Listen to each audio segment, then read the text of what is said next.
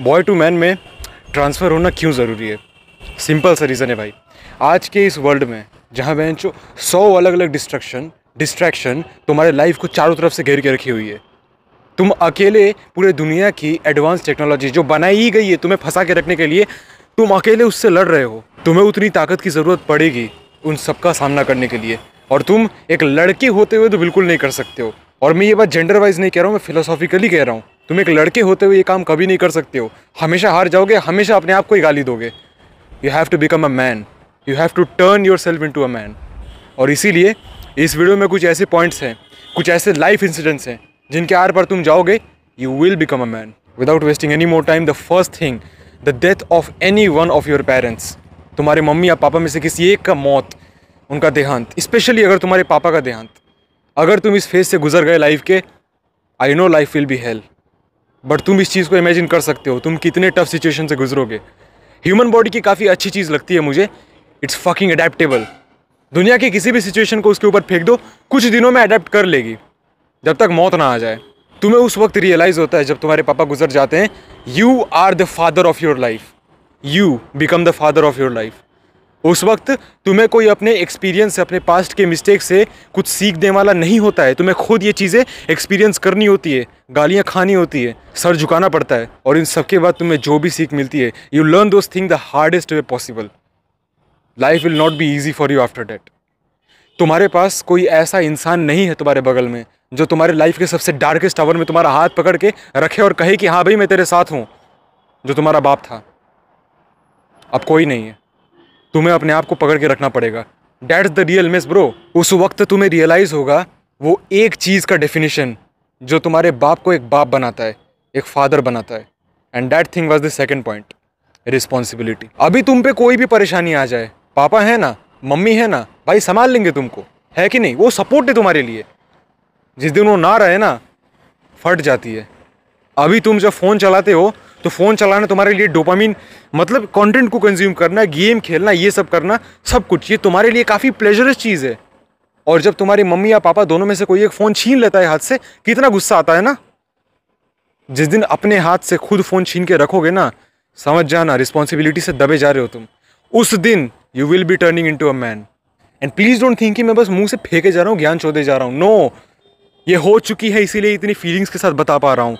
जो चीज़ मैं फील कर रहा हूँ वो चीज़ मैं बता रहा हूँ, तभी इतना इमोशन आ रहा है तुम्हारे अंदर। And you know what's the most interesting thing, एक लाइफ में ऐसा फ्रेज आएगा, एक ऐसा टाइम आएगा, टाइम फ्रेम, जब तुम अपने लिए ही बोझ बन जाओगे।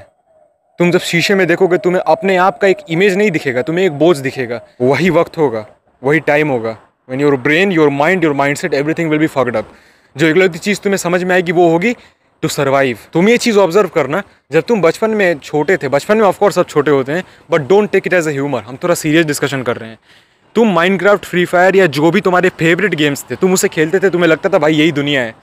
जब तुम बड़े हुए, 14-15 साल के हुए, लाइफ में लड़कियाँ, रिलेशनशिप, क्रश, इन सब का एंट्री हुआ, तब तुम्हें लगने लगा भाई लड़कियाँ ही सब कुछ हैं। जब 17-18 के हुए, तुम्हें ये समझ में आया कि भाई पैसा ही सब कुछ है।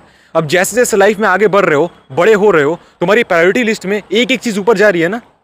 अभी अगर तुम 18 के होते, या फिर अगर तुम हो, या फिर उससे भी ज़्यादा 19-20 के हो, तुम बताओ क्या तुम्हारे लिए माइनक्राफ्ट, फ्री फायर, BGMI ये सब उतनी इंपॉर्टेंस कैरी करती है? और कंपेरेटिवली पैसा तुम्हारी लाइफ में कितना इंपॉर्टेंस कैरी करता है, कंपेयर करके देख लो। यू विल सी, आसमान ज़मीन का अंतर है मेरे भाई। अभी तो तुम 18-20 के हो, जब 25-30 के हो जाओगे तब तुम्हें समझ में आएगा पैसा भी सब कुछ नहीं था, उससे भी बड़ी एक चीज़ है, and that's peace, that's family.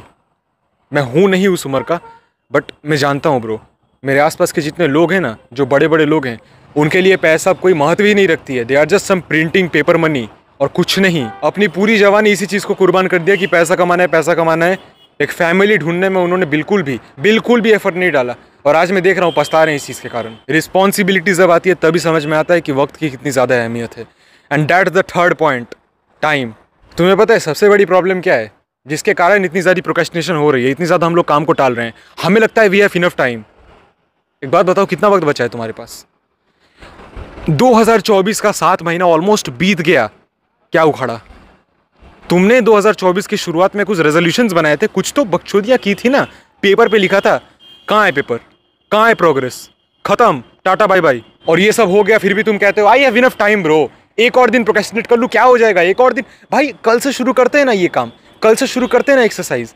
आज एक दिन लेट करूंगा, क्या हो जाएगा, क्या हो जाएगा, क्या हो जाएगा। भैंचो जिस दिन कंपाउंडिंग इफेक्ट तुम्हारी गांड मारेगा ना, उस दिन मेरे सामने आके चिल्लाना तुम, मजा आएगा मुझे। अच्छा, मैं तुम्हें एक इजी टास्क दे रहा हूँ। इस वीडियो के खत्म होने के बाद अपने फोन का कैलकुलेटर खोलना और कैलकुलेट करो, आज से लेकर तुम्हारे 25 के होने तक, उम्र की बात कर रहा हूँ, तुम्हारे पास कितने दिन बचे हैं बीच में।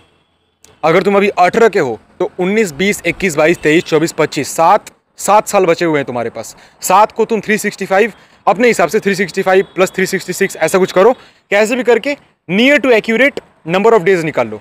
और फिर एक लंबा सा बड़ा सा चार्ट पेपर या शीट ऑफ पेपर लो जो बड़ा हो, और उसमें इस टाइप की ग्रिड्स बनाओ। ग्रिड्स किस तरीके से बनाना है मैं बताता हूँ। कुछ ऐसे बनाना है कि उन सारे ग्रिड्स में तुम्हारा टोटल नंबर ऑफ डे हो जाए। यानी अगर मैंने 200 ग्रिड बनाया है, मतलब 200 बॉक्सेस बनाए हैं, इसका मतलब मेरे 25 होने तक सिर्फ 200 ही दिन बचे हुए हैं, इस तरीके से। और बना के उसको बेंच दीवार पे चिपका दो। हर दिन जब तुम देखोगे ना तुम्हारा एक दिन धीरे धीरे कम हो रहा है, तुम्हारी जब फटेगी ना, वो फटना बहुत इंपॉर्टेंट है। तभी तुम्हें पैनिक अटैक आएगा साला, तुम तभी प्रोग्रेस करने वाले हो, वरना तुम कुछ नहीं उखाड़ सकते हो तुम्हारी लाइफ में। लाइफ के सबसे ट्रॉमेटिक एक्सपीरियंस होंगे तुम्हारे, बट वही तुम्हें ग्रो करेंगे।